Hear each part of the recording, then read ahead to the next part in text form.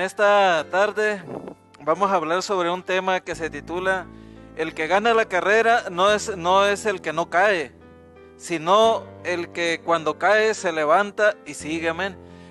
Los exégetas bíblicos y las personas que estudian la homilética, ¿no? El arte de organizar las predicaciones, de escribirlas, recomiendan que el tema no sea tan largo.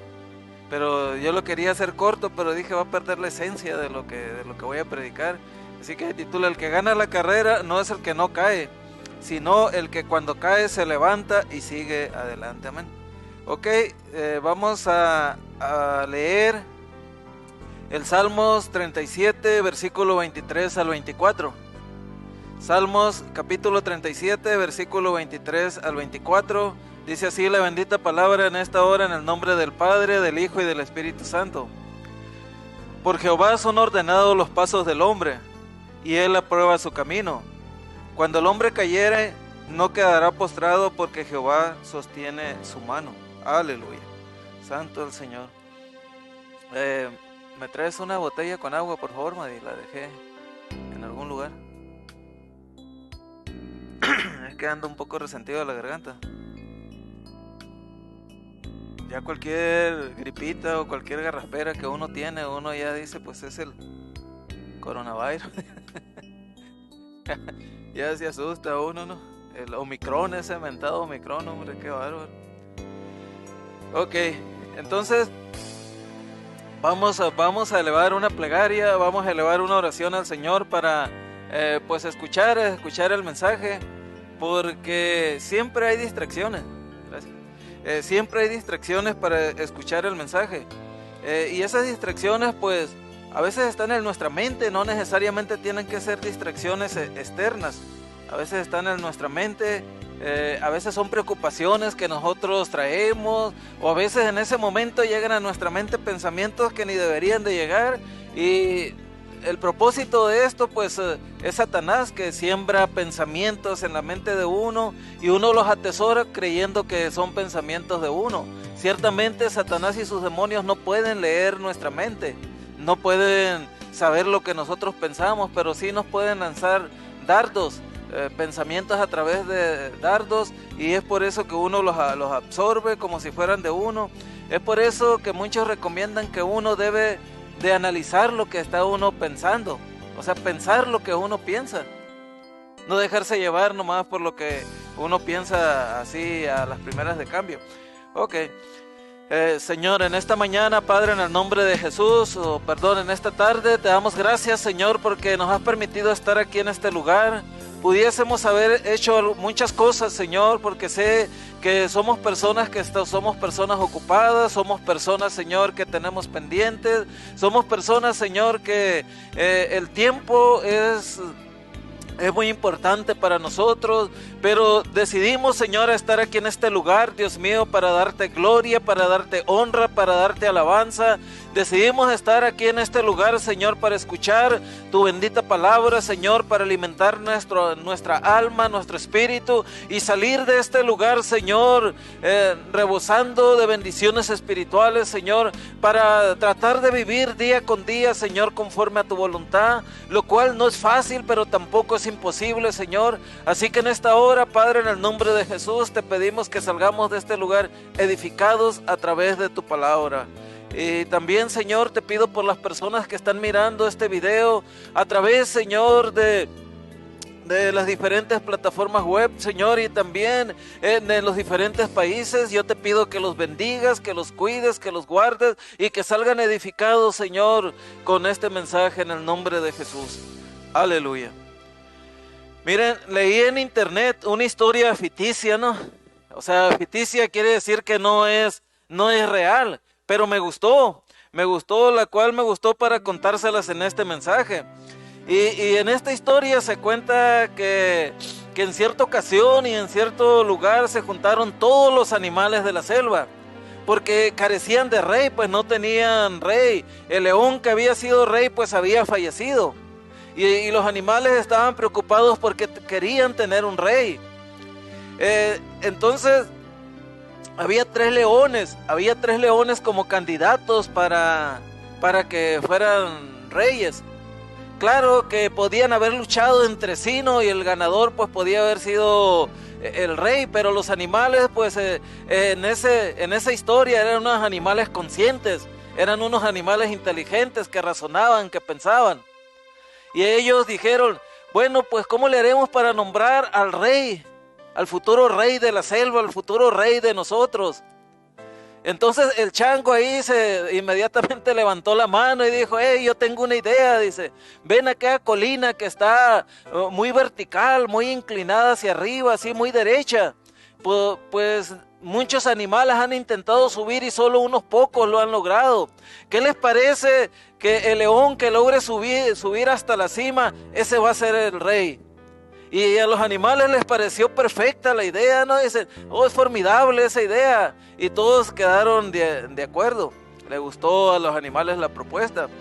El primer león participante subió con mucho vigor, con mucha fuerza, pero solo llegó a los 3/4 de la colina. Y lamentablemente se resbaló y se vino pues hasta abajo, se dio un costalazo, ¿no?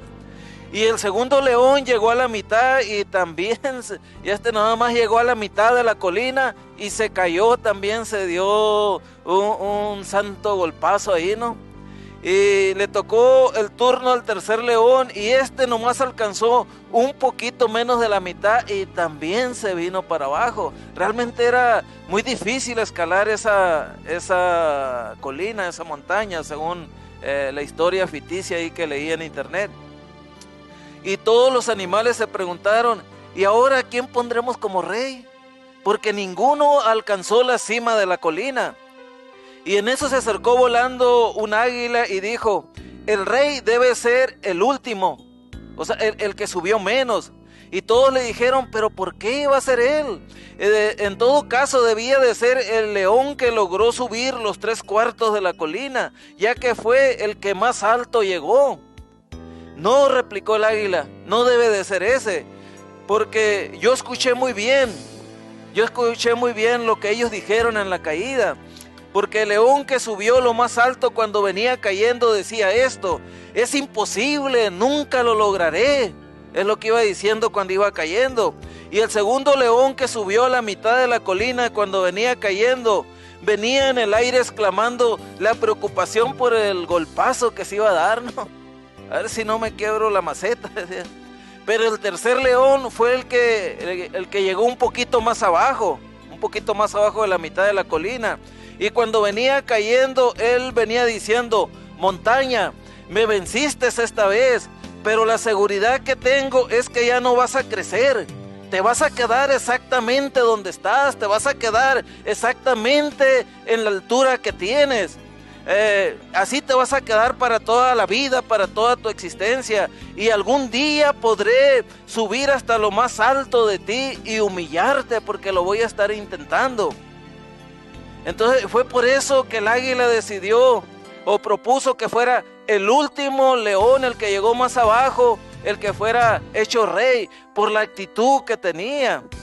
Un hombre, hermano, redimido o redimida por la sangre de Cristo puede en algunas etapas de su vida caer en las manos de un mensajero de Satanás, porque muchos cristianos caen en las manos de mensajeros de Satanás y ser dolorosamente afectados. Pero también lo bueno de esto es que Dios no los dejará en las manos de su enemigo. Ustedes pueden decir, pero ¿cómo es eso? Es bíblico esto que yo les estoy diciendo, hermano, viene en la Biblia. Eso fue lo que le ocurrió al apóstol Pablo, el apóstol más usado por Dios en el Nuevo Testamento. Esto fue lo que le ocurrió al apóstol Pablo según 2 de Corintios capítulo 12 versículos 7 al 9 dice, él escribió esto, dijo, y para que la grandeza de las revelaciones no me saltasen desmedidamente, me fue dado un aguijón en mi carne, un mensajero de Satanás que me abofetee, para que no me enaltezca sobremanera, respecto a lo cual 3 veces le he rogado al Señor que lo quite de mí, y me ha dicho, bástate mi gracia, porque mi poder se perfecciona en la debilidad. Por tanto, de buena gana me gloriaré más bien en mis debilidades, para que repose sobre mí el poder de Cristo. Aquí, hermanos, no se sabe el aguijón de la carne que el apóstol Pablo tenía. No se sabe si se refiere a algo específico, porque él no lo menciona. Él no dice que es el aguijón, que ese emisario de Satanás que puso un aguijón en su carne y que lo andaba molestando. No se sabe en sí. Algunos exégetas bíblicos, algunos estudiosos de la Biblia han sugerido que era malaria. O sea, ¿qué es la malaria? Es una enfermedad transmitida al hombre por la picadura de mosquitos hembras. Pues, no, el mosquito macho, alguna especie de mosquitos machos no transmiten este tipo de enfermedad. Solamente se transmite a través de la picadura del mosquito hembra, que es la malaria. Y pues es una enfermedad muy tremenda. Y dicen algunos que posiblemente el apóstol Pablo estaba sufriendo los estragos de esta enfermedad. También otros dicen que posiblemente el aguijón del cual el apóstol Pablo hablaba era epilepsia. ¿Qué es epilepsia? Es una enfermedad caracterizada principalmente por accesos repentinos, por ejemplo, con pérdida brusca del conocimiento y convulsiones. Ustedes han visto posiblemente a personas con problemas epilépticos que a veces se empiezan a convulsionar y caen al suelo convulsionándose y pierden el conocimiento. Algunos consideran que el apóstol Pablo tenía este problema. Otros dicen que posiblemente fue la pérdida de la vista, que perdió la vista muy luego, que prácticamente estaba ciego, porque él en algunos comentarios dice: mira con qué grandes letras te escribo, cuando escribía sus cartas. El punto es aquí, hermanos, que podemos ver aquí a un hombre débil, lo que es el apóstol Pablo, a un hombre que no era vulnerable a los ataques, a los aguijones de Satanás, pero podemos ver a un hombre que en su debilidad era grandemente usado por Dios, que Dios lo usó para que personas sanaran, que Dios lo usó para que personas prominentes vinieran a su camino, que Dios lo usó grande y maravillosamente. Sea lo que fuera, el problema del apóstol Pablo era un problema físico crónico. Y no nomás un problema físico crónico cualquiera, sino era un problema físico agotante, debilitante, que era un obstáculo en su trabajo, era un obstáculo en su ministerio. Y él le pidió, según el texto bíblico que leímos, a Dios que le fuera removido, pero Dios se negó a hacerlo. Dios no quiso remover eso de la vida del apóstol Pablo. ¿Por qué razón? Porque Pablo era una persona muy autosuficiente.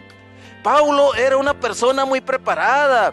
Pablo era una persona con un carácter muy, pero muy fuerte. Era una persona que tenía un celo tremendo por servir al Señor. Aún incluso antes de ser cristiano, el apóstol Pablo, creyendo que hacía lo correcto, permitió la muerte de Esteban, consintió la muerte de Esteban. Y de manera que cuando él se convirtió al Señor, también traía ese temperamento fuerte, también traía ese carácter fuerte. Y Dios tenía que permitir que un aguijón lo estuviera molestando constantemente para que se manteniera en dependencia y en contacto directo con Dios, y así pudiera beneficiar a los que estuvieran a su alrededor por medio de lo que vieran, de lo que Dios hiciera en su vida, hermanos. Qué tremendo esto, ¿no? A veces es difícil de entender esto, pero Dios actúa de maneras diferentes en cada una de las personas. No somos un estereotipo.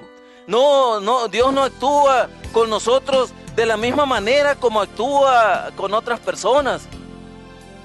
Así que actúa con nosotros de una manera individual. Y ese también pudo haber sido la experiencia continua del salmista, de los versículos bíblicos que leímos. Así que a través de este mensaje, hermanos, sabremos cómo dar pasos firmes.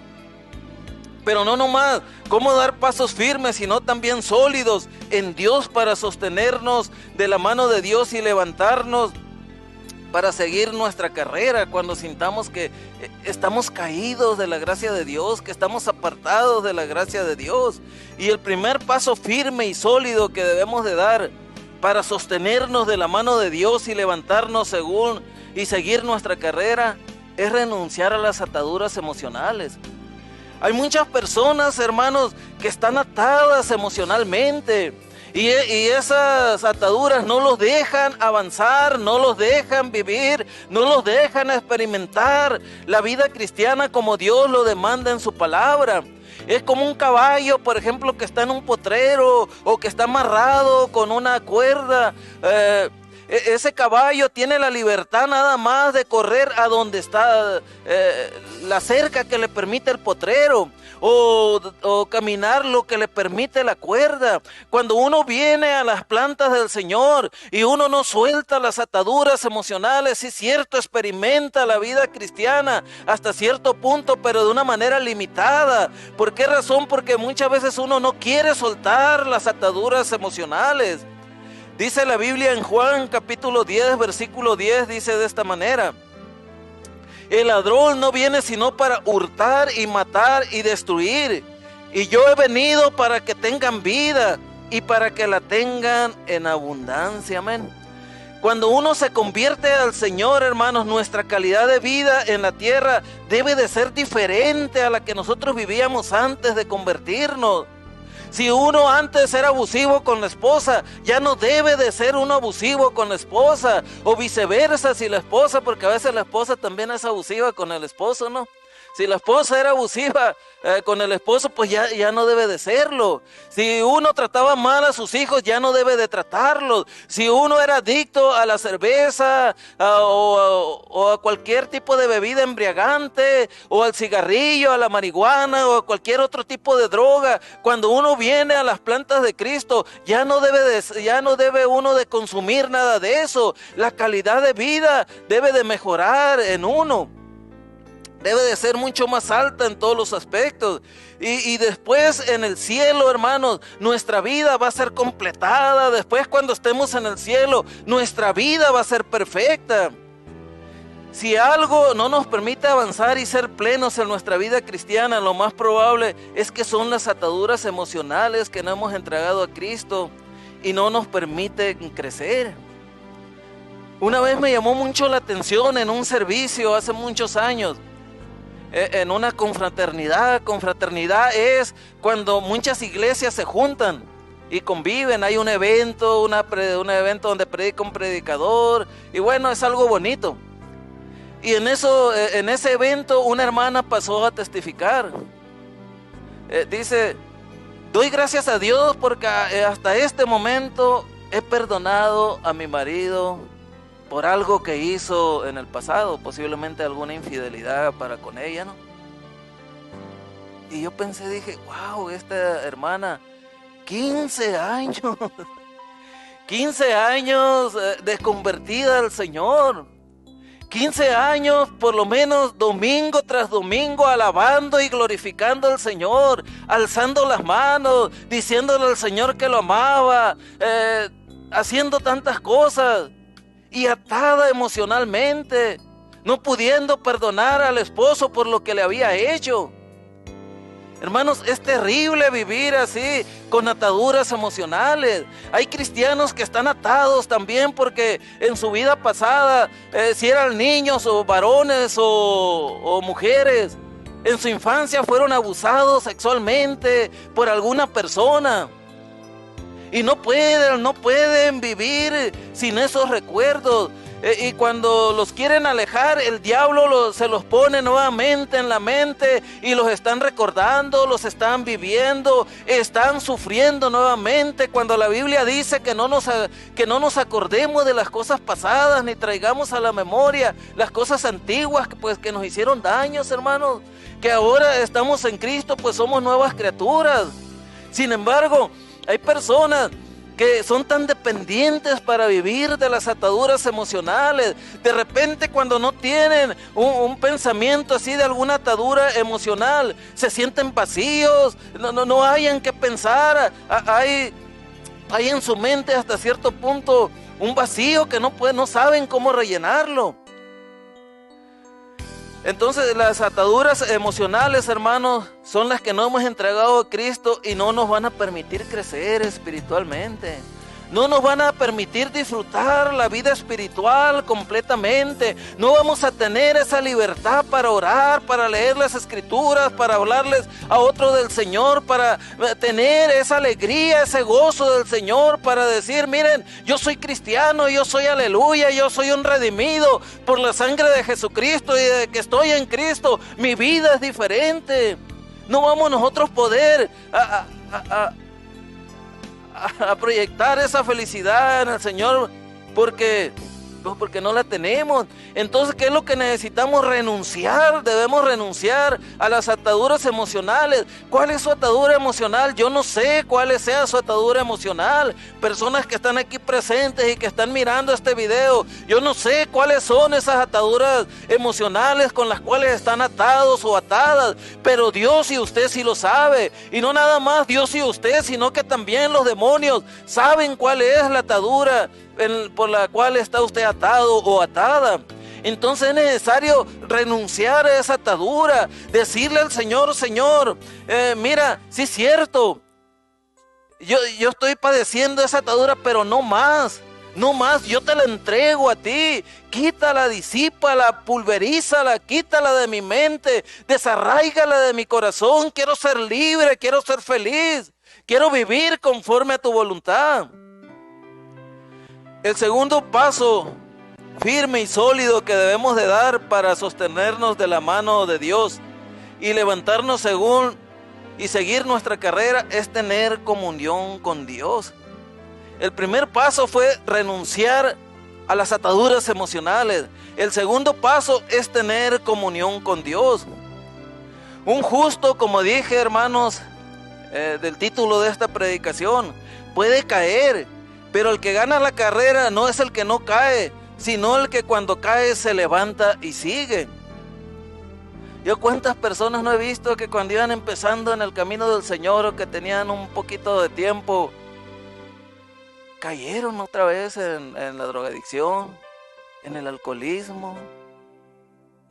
Se les hizo difícil el camino del Señor en sus primeras etapas, inicios. Pero esas personas, algunas de ellas se levantaron, se entregaron al Señor de una manera tremenda. Y no nada más en esas áreas, sino en otras más bochornosas, ¿no? Y ahorita son personas que están sirviéndole al Señor. Son personas que aborrecen el pecado. Ahora, aunque nosotros, hermanos, seamos personas redimidas por la sangre de Cristo, el sendero todavía tiene trampas y escollos de parte de Satanás. El sendero porque estamos caminando, hay trampas y escollos de parte de Satanás. Hay trampas y escollos de parte del mundo y también de nuestra propia naturaleza pecaminosa. Porque nuestra naturaleza pecaminosa, hermanos, tiende a lo malo. A nuestra naturaleza pecaminosa le gusta lo prohibido, le gusta todo lo que Dios prohíbe en su palabra. Tenemos una tendencia innata, inherente en nosotros hacia eso. Y si nosotros no estamos metidos, si nosotros no estamos agarrados de la mano del Señor, pues fácilmente vamos a caer en las garras de Satanás nuevamente. Pero también la mano de Dios, hermanos, que nos sostiene con su seguridad, nunca nos va a soltar. ¿Por qué razón? Porque es Dios, porque es la mano de Dios. Pero lamentablemente, hermanos, existen muchas cosas en nuestra vida que nos distraen y no nos dejan tener una comunión genuina con Dios.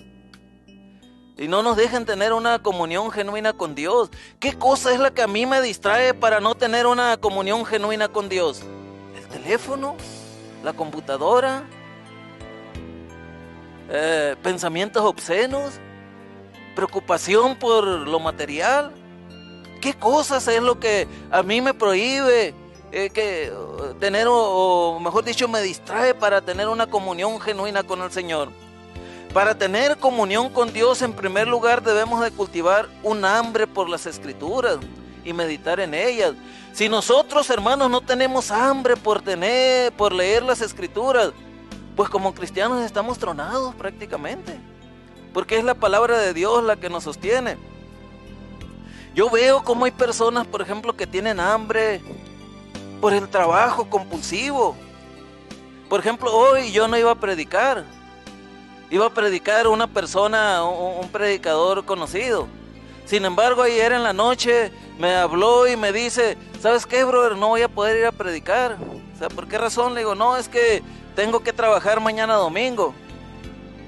Está bien, no hay problema. Es mi responsabilidad esa, yo predico. Entonces en ese momento dejé de ver el partido del América con el Atlas que estaba mirando. y me puse a escribir el mensaje, ¿no? Me puse a escribir este mensaje que estoy predicando ahorita. Le oré al Señor y digo, Señor, dame un tema, dame algo que predicar porque tengo la mente en blanco ahorita. Ahorita mi mente está en el fútbol. y ya me puse, gracias a Dios que Dios me dio pues este mensaje y ahí ya me puse a escribirlo. Pero a lo que me refiero, hermanos, ¿por qué razón? Bueno, tantas cosas que uno cultiva, ¿no? Y tan fácil. Por ejemplo, yo a veces veo en las reuniones a veces familiares, en las reuniones de amigos, en las reuniones grupales, y casi principalmente los jóvenes, bueno, pues, y también viejos, no crean, ¿no? Los veo ahí que con un hambre del teléfono, todos están platicando, están tratando de hablar de algún tema, y esas personas o algunas personas están en el teléfono entrados, como ignorando a las personas que están a su lado, como no poniéndoles atención. Y yo pienso, ¿qué hambre esta persona desarrolló por el teléfono? ¿Qué hambre desarrolló esta persona por esto, por lo otro, por aquello? Si tuviera esa pasión, si tuviera ese deseo de leer la Biblia, de hacer ciertas cosas, su vida fuera diferente. Entonces nosotros, hermanos, también tenemos que desarrollar el hambre por leer las Escrituras. Pueden decir algunos que me están mirando, no, pues es que tú estás viejo ya, pues a las personas viejas no les llama la atención tanto el teléfono. No, es que hay personas viejas que también les llama mucho la atención estar metidas en lo que es en la computadora, en los juegos, en el teléfono. Todo tiene su tiempo, ¿no? Pero a veces los cristianos pues toma demasiado tiempo en esto. Y aparte, pues aunque esté viejo, yo les aseguro que sé tecnología como cualquier joven, a veces hasta mucho más que joven, que cualquier universitario, cualquier persona que sepa de eso. O sea, no quiere decir que porque esté viejo no le entienda a esas cosas, ¿no?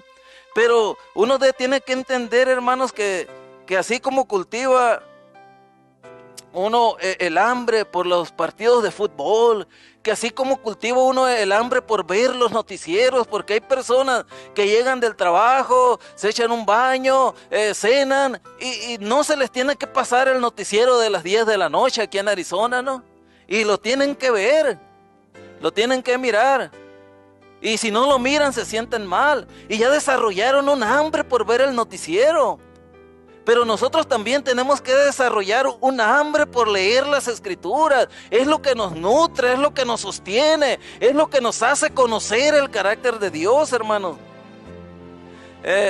En segundo lugar, debemos cultivar la disciplina de la oración. La Biblia dice, velad y orad para que no entréis en tentación, dice en Mateo 26:41. Velad y orad para que no entréis en tentación. El espíritu a la verdad está dispuesto, pero la carne es débil. O sea, nuestra carne, nuestros pensamientos, nuestras decisiones es débil, hermanos, somos débiles. Por más apariencia que una persona quiera proyectar en el púlpito como un super predicador, como un super cristiano, como una persona inmune a los ataques de Satanás, eso no es verdad. Eso no es verdad. Mientras la persona esté en oración, mientras la persona esté sometida al Señor, esa persona va a poder resistir los ataques de Satanás, va a estar bajo la protección de Dios. Pero cuando esa persona subestime la oración y no ore, pues va a caer en tentación, va a entrar en tentación. ¿Por qué razón? Porque Jesús mismo lo dijo, el espíritu de la verdad está dispuesto. O sea, mi espíritu desea buscar de Dios. Cuando nosotros estamos aquí presentes y estamos escuchando una predicación como esta o cualquier otra, el Espíritu Santo habla a nuestro espíritu y dice, es cierto, yo necesito esto, yo necesito agarrarme de la mano de Dios, yo necesito ser diferente. ¿Por qué razón? Porque el Espíritu Santo está hablando a nuestro espíritu y nuestro espíritu quiere agradar a Dios, hermanos. Ninguno de los que estamos aquí presentes le quiere fallar a Dios. Ninguno de los que estamos aquí presentes quiere traicionar a Dios. Pero la carne sí quiere traicionar a Dios. El espíritu, la verdad, está dispuesto, pero la carne es débil. Nuestra naturaleza pecaminosa es débil. En tercer lugar, debemos buscar oportunidades de servir a los más necesitados y vulnerables. Es lo que tenemos que hacer. Dice la Biblia en Mateo 25, 34, 40. Entonces el rey dirá a los de su derecha, venid benditos de mi Padre, heredad el reino preparado para vosotros desde la fundación del mundo.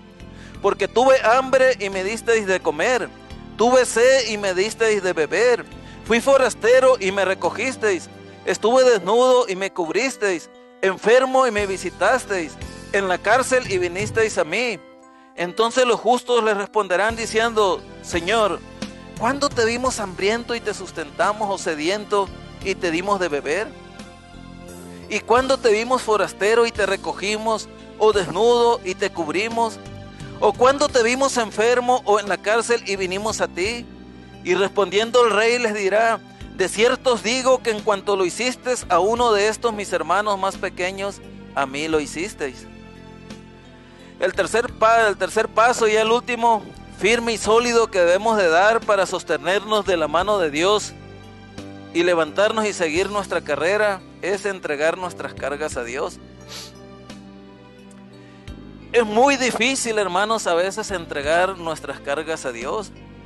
Pero cuando nosotros entregamos nuestras cargas a Dios, todo se soluciona, porque es Dios quien hace las cargas suyas.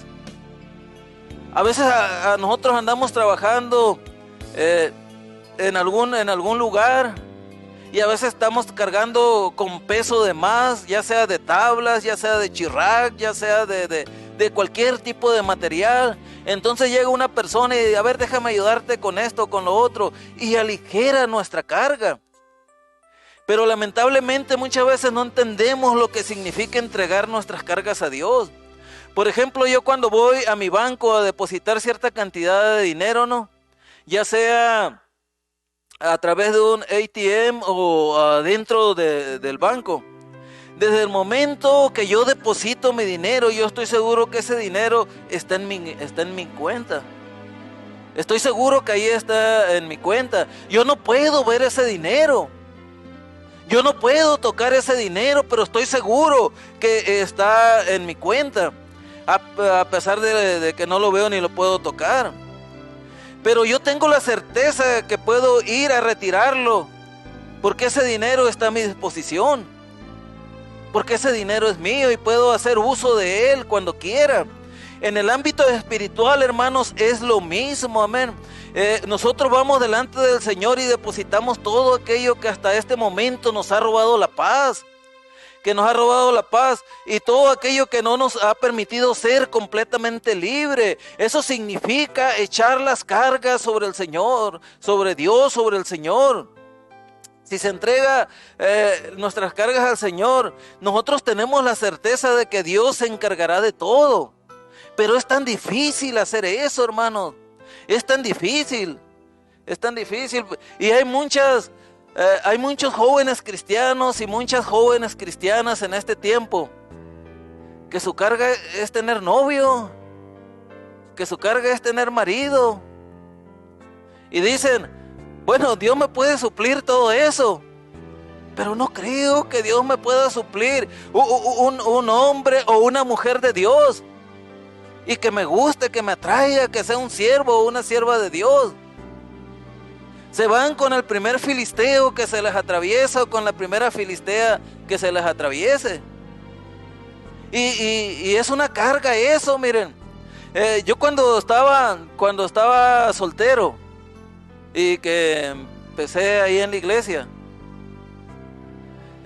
pues Uno como joven tiene oportunidades, ¿no? Tiene mucho tipo de oportunidades. Sin embargo, yo creía que Dios podía suplirme una sierva de Dios.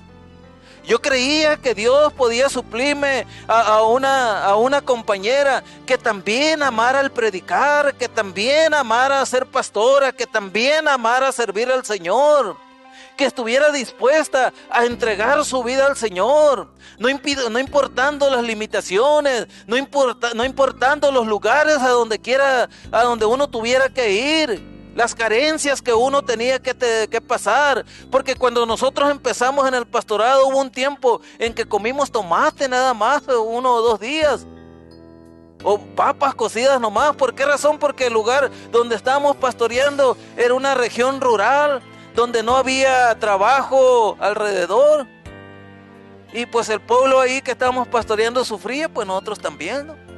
Entonces yo le estaba orando al Señor que el Señor me supliera una mujer con esas características, que aguantara vara.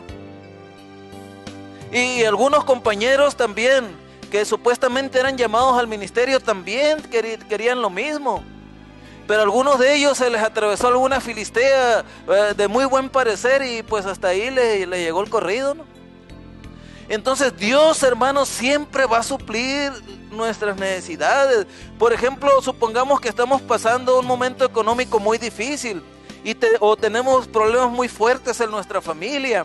Todo eso, hermano, nos lleva, si no ponemos las cargas, estas cargas en las manos del Señor, nos va a llevar a desanimarnos, nos va a llevar a entristecernos, y hasta cierto punto nos va a llevar a caer en la depresión. Es por eso que mucho pueblo de Dios ahorita, hermanos, en vez de traer reflejado el gozo del Señor, trae reflejada la depresión en su rostro, en sus ojos, en su cara, porque no ponen las necesidades en las manos de Dios, no echan sus cargas en las manos de Dios. Y con preocuparnos al extremo no vamos a solucionar las cosas. Una persona que se preocupa al extremo no va a solucionar las cosas. Lo único que va a lograr con preocuparse al extremo es conseguir, cuando nos preocupamos al extremo, hermanos, lo único que conseguimos es que nuestro sistema nervioso se altere. Y cuando nuestro sistema nervioso se altera, vienen muchas enfermedades a nuestra vida.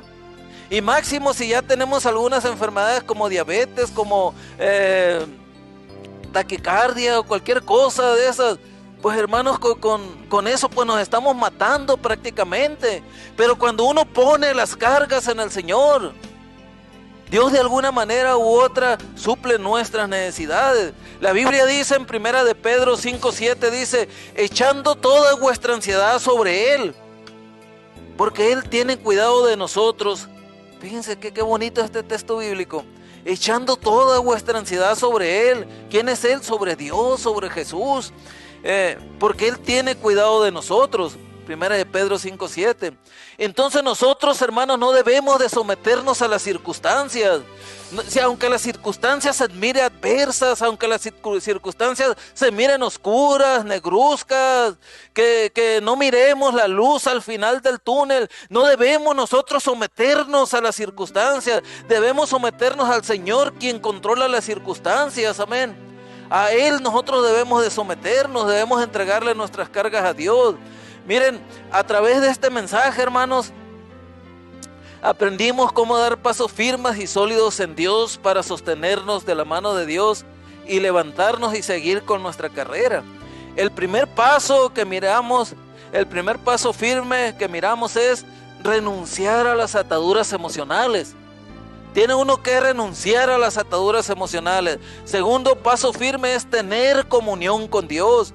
Tercer paso firme es entregar nuestras cargas a Dios.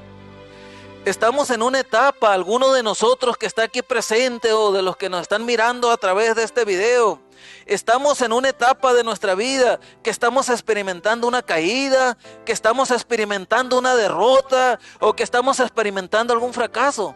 Algunos de nosotros estamos en esas circunstancias. ¿Cuál es nuestra actitud ante esas circunstancias? Es una actitud de derrota. Amén. O a través de este mensaje Dios nos motivó para que tengamos la actitud del último león. de no darnos por vencidos y de decir, algún día lo lograré. Será cuestión de tiempo para conquistarte. Vamos a ponernos de pie en esta hora y vamos a orar y vamos a pedirle al Señor en esta hora, o le vamos a decir que le entregamos, amén, que le entregamos estas ataduras, que le entregamos estas ataduras emocionales, que les entregamos, que nos comprometemos a tener comunión con Él y que ahorita también le entregamos nuestras cargas, amén. Vamos a ponernos de pie y vamos a inclinar nuestro rostro y vamos a orar, amén. Señor, en esta hora, Padre, en el nombre maravilloso de tu Hijo amado Jesucristo, indudablemente, Señor, que tú eres un Dios bueno, que eres un Dios misericordioso, que eres un Dios, Señor, grande y demasiado misericordioso, Señor. En esta hora, Padre, en el nombre de Jesús, tú has hablado en nuestra vida, Señor, para que renunciemos a las ataduras emocionales, Señor. Yo sé que posiblemente hay personas que nos están mirando a través de este video, aún incluso aquí presentes, Señor, que han recibido, Señor, golpes muy duros de parte de la vida, golpes muy duros, Señor, a través de personas en quienes confiaban, en quienes amaban, Señor. Han recibido golpes también a través de estafas, de tantas cosas, Señor, y están afectados o afectadas emocionalmente, Señor.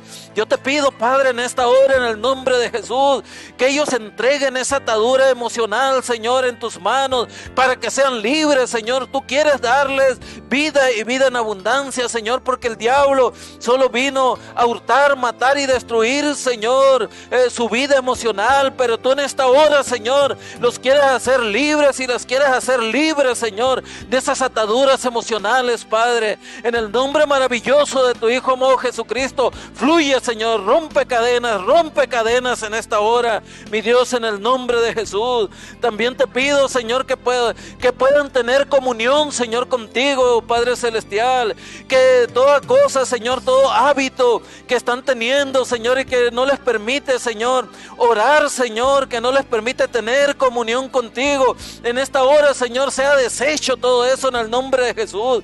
Que haya convicción de pecado, Señor, en ellos y en ellas, y que estén conscientes, Señor, que no tener comunión contigo, Señor, es fatal para uno mismo, es fatal para nuestra vida espiritual, es fatal inclusive, Señor, para nuestra vida física también, Señor. Que ayúdanos a entregar nuestras cargas a ti, Señor. Posiblemente aquellas personas que tengan cargas económicas, que tengan cargas familiares, que tengan cargas de enfermedad de cualquier índole, Señor. Yo te pido en esta hora que tú en este momento los redargullas, Señor, o nos redargullas, Padre, en el nombre de Jesús, para vivir la vida conforme a tu voluntad, Padre Celestial, para vivir la vida conforme a tu voluntad, mi Señor.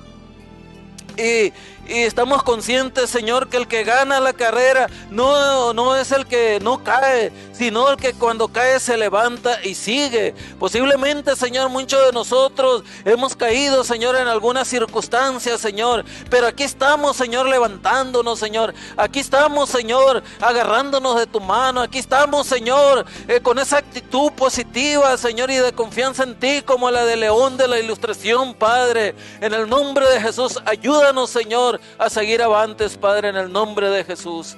Aleluya.